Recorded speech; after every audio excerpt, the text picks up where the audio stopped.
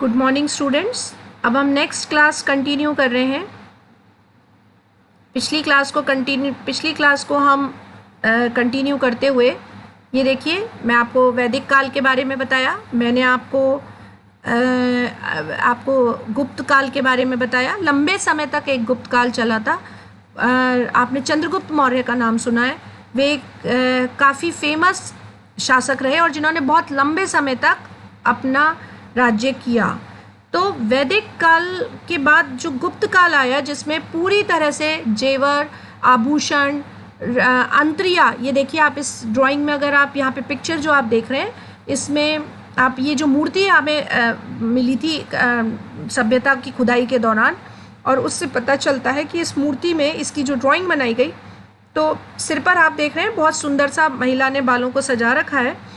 और ये जो हम पिछली क्लास में बात कर रहे थे हेड गियर्स की, तो ये एक तरह से हेड गियर्स हैं जो सिर पर कवर्ड हैं और अलग सुंदर सुंदर तरीके से इसमें आभूषण लगे हुए हैं।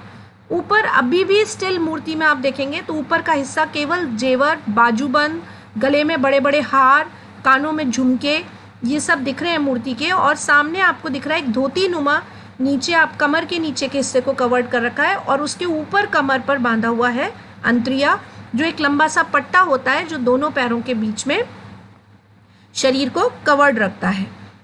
इसके बाद आया वैदिक काल के बाद गुप्त काल जो आया, वो गुप्त काल और मौर्य काल बहुत लंबे समय तक चला। तो काफ़ी कुछ हिंदू समाज में डेवलपमेंट हो चुका था। लगभग पूरा जो समाज था वो डेवलप्ड समाज था, और हमारे उस समय तक हमारा देश सोने की चिड़िया कहलाने लगा था।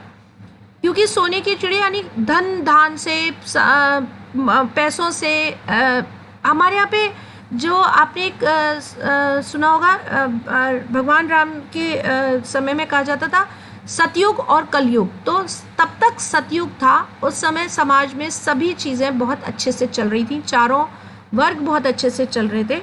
और लेकिन साथ साथ एक जो खराब टाइम आया वो ये था कि बाहर से आदान प्रदान व्यापार के लिए होने लगा। आपने स्कूल में एक कहानी सुनी होगी, काबुली वाला, बहुत हिंदी में बहुत अच्छी एक प्रेरित कहानी है। तो शुरू में व्यापार के लिए पठान हमारे अरब खाड़ी देशों से हिमालय की पहाड़ियों को क्रॉस करके हमारे देश में आने लगे, और वो साथ में लाते थे वहाँ से अरब देश से खजूर, और वो बहुत फेमस थे बादाम और काजू, बादाम, किशमिश और खजूर, ये सब चीज़ें वे अरब देश से लाते थे और हमारे देश में व्यापार के लिए बेचते थे। और वो यहाँ से बदले में कपास, और मैंने आपको जैसे पिछली क्लास में बार्टर सिस्टम के बारे में बताया कि आदान प्रदान होता था। जब व्यापारी आए, व्यापारियों के साथ धीरे धीरे उनको ये बात समझ में आने लगी, पठान आए, पठान शासक आने लगे, और उन्हें लगा ये तो सोने की चिड़िया है हमारा देश। तो उन्होंने इस देश को, उन्हें लगा कि क्यों ना यहाँ पे लूटपाट भी की जाए और सामान उठा के ले जाया जाए, यहाँ बहुत पैसा है। और बहुत कहते थे कि उस समय बहुत सोना चांदी हमारे यहाँ पर था। तो उन्होंने यहाँ से छीनना चाहा। धीरे धीरे पठानों के बाद आए, पठान कुछ आए, उसके बाद आपने देखा होगा सबसे पहले सबसे क्रूर शासक आया बाबर का बेटा हुआ हुमायूं, जिन्होंने हमारे ही देश में जन्म लिया। क्योंकि उन्होंने हमारे देश में जन्म लिया और हुमायूं बहुत सॉफ्ट हार्टेड थे, तो उन्हें बहुत अच्छा लगा हमारा ही देश। उन्हें लगा कि क्यों हम यहाँ के लोगों से लूट खसोट करें या कोई भी चीज़ छीनें, तो उन्होंने यहीं बसना उचित समझा। और धीरे धीरे हुमायूं के बेटे हुए अकबर, आपने बहुत सुना है, अकबर ने कई सालों तक राज किया, 100 साल लगभग राज किया। अकबर के बेटे हुए जहांगीर के बेटे हुए औरंगज़ेब के बेटे हुए औरंगज़ेब, फिर एक बहुत क्रूर शासक आया, और ऐसे करके उनके ये शासक आगे बढ़ते गए। तो ये काल जो कहलाया, काफ़ी लंबे समय तक ये काल कहलाया मुग़ल काल। तो हुमायूं अकबर के समय सबसे ज़्यादा जो हमारी बुनकरों को बढ़ावा मिला, जो हमारी शैलियाँ, उनको लगा कि हमें हिंदू और मुसलमान अलग अलग दो धर्मों को मिलाकर हमें एक साथ जीना होगा। भाईचारे की छाप छोड़ी उन्होंने, और शिल्प कौशल को उन्होंने बहुत बढ़ावा दिया, कारीगरी को। तो जब उन्होंने ललित कला को बढ़ावा दिया, पेंटिंग्स को, बुनाई को, तो बहुत सारी वास्तुकला को, तो धीरे धीरे डिज़ाइंस बहुत अच्छे होने लगे। और मैं आपको पिछली क्लास में बता चुकी हूँ कि जो चौथा वर्ग होता था, जो शूद्र वर्ग, जिसको जो कामगार वाले वर्ग होता था, उनका काम होता था अपने शासकों को खुश करना ताकि उन्हें बदले में इनाम मिले। शानदार रेशम, मखमली, ब्रोकेड, मलमल के विस्तृत डिज़ाइन और कढ़ाई से निर्मित पोशाक मुगल फैशन की विशेषताएं थीं।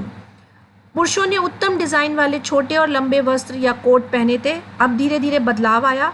पुरुष क्या पहनने लगे थे? इस समय तक शरीर को ढककर कोट पहनने लगे थे, जैसे जिसे बोलते हैं अचकन, या आज भी आप शादियों में अगर देखते हैं अपने भाई लोगों को पहनते हुए, वो कहलाती है शेरवानी।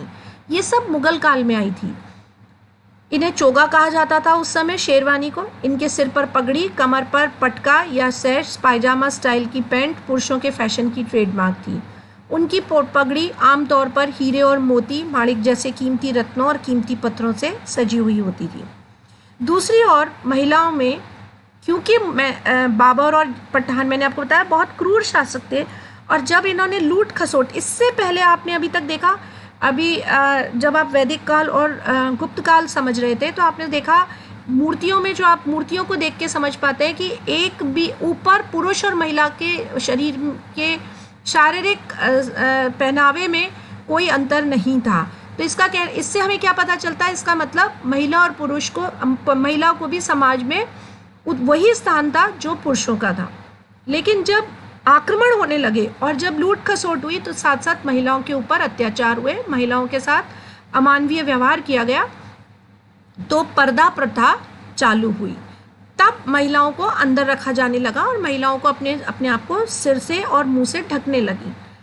तो जो मुगल कालीन राजा महाराजाओं की जो बेगम आया करती थी, उनके फारस और खुरसान में उनकी पारंपरिक पोशाकें थीं, और महिलाएं भी पजामे पहनती थी ढीले ढीले, ऊपर अचकन की जगह या लंबे कोट की जगह ढीले ढीले शेरवानी की जगह वो ढीले ढीले अनारकली सूट, जो आज पहनते हो आप लोग, उस तरह के ढीले कुर्ते पहने जाती थी, और सिर पर वो दुपट्टा ढकती थी। और उन्होंने तब आप देखेंगे उनके राज दरबार में भी मर्दाना और जनाना, राज दरबार भी दो भागों में बंटे। महारानियों के जो महल हुआ करते थे वो जनाना महल कहलाते थे, पुरुषों के कहलाते थे मर्दाना महल। अलग अलग बंटवारा हुआ, और धीरे धीरे ये जो पर्दा सिस्टम आया, पर्दा सिस्टम में दिखता सब कुछ था, लेकिन पारदर्शी कपड़े, और पारदर्शी कपड़े किससे बनते थे? मलमल से। गर्मियों का मौसम हुआ करता था, और मुगलों ने अपनी राजधानी बनाई उत्तर प्रदेश, और उत्तर प्रदेश की में सबसे पहले थी लखनऊ। लखनऊ के बाद हुई आगरा, हुमायूं की राजधानी रही लखनऊ, और उसके बाद जब अकबर ने राजगद्दी संभाली तो उन्होंने आगरा को पसंद किया और आगरा में अपनी राजधानी बनाई। तो वहाँ पर जो चारों तरफ उत्तर प्रदेश में आप जानते हैं कि आप भौगोलिक अगर स्थिति में देखें तो गर्मी पड़ती है, तो लखनऊ की चिकनकारी जो मलमल पे की जाती है, मलमल के कारीगर मलमल को बुनाई करते थे और फिर उस पे चिकनकारी का काम करते थे। सुंदर सुंदर सूती कपड़ों से कढ़ाई की जाती थी। सर्दियों में कश्मीरी शॉल बहुत प्रिय थे, और सबसे पहले पश्मीना शॉल आता है इसमें। पश्मीना शॉल आपने सुना होगा, फर्स्ट ईयर में मैं जब पढ़ा रही थी तो मैंने आपको बताया था, पश्मीना शॉल इतना बारीक होता था कि माचिस की डिब्बी में आ जाता था बंद। तो आप देखिए हाथ की बुनाई कितनी बारीक हुआ करती थी। और इस समय तक महिलाएं पैरों में क्या पहनने लग गई थी? जूतियाँ। पुरुष लेदर की जूतियाँ पहनते थे, साथ साथ महिलाएं भी पुरुषों को देखते हुए जूतियों का उपयोग करने लगे थे, यानी कि चमड़ा उस समय तक काफ़ी आ चुका था। इसी क्लास में एक और चीज़ मैं आपको आगे दिखाना चाहूँगी। ये देखिए मुगल शासक रानी, ये राजा, ये अकबर की चित्र है। अकबर देखिए राज दरबार में सिर पे पगड़ी पहनी हुई है, सामने कलंगी लगी हुई है सोने चांदी से जड़ित, नीचे आप देख रहे हैं पजामा और पैंट जैसा रूपा बना पहना हुआ है, ऊपर अचकन या चोला है और कमर पे कमरबंद बांधा हुआ है। रानी की अगर आप यहाँ पे देखें पोशाक, तो ये एक बहुत कॉमन पेंटिंग है जो सब हमेशा बहुत पॉपुलर हुई है पेंटिंग। इसमें देखेंगे तो रानी ने सिर पर हेड गियर लगा रखा है और उसमें बहुत सुंदर सोने चांदी के रत्नों के, ये देखिए रत्न दिख रहे हैं इसके अंदर, रत्नों से जड़ित इनमें जेवर पोशाकें पहनी हुई हैं। अगली क्लास में हम आने वाला जो समय था वो था ब्रिटिश राज, उसके बारे में बात करेंगे।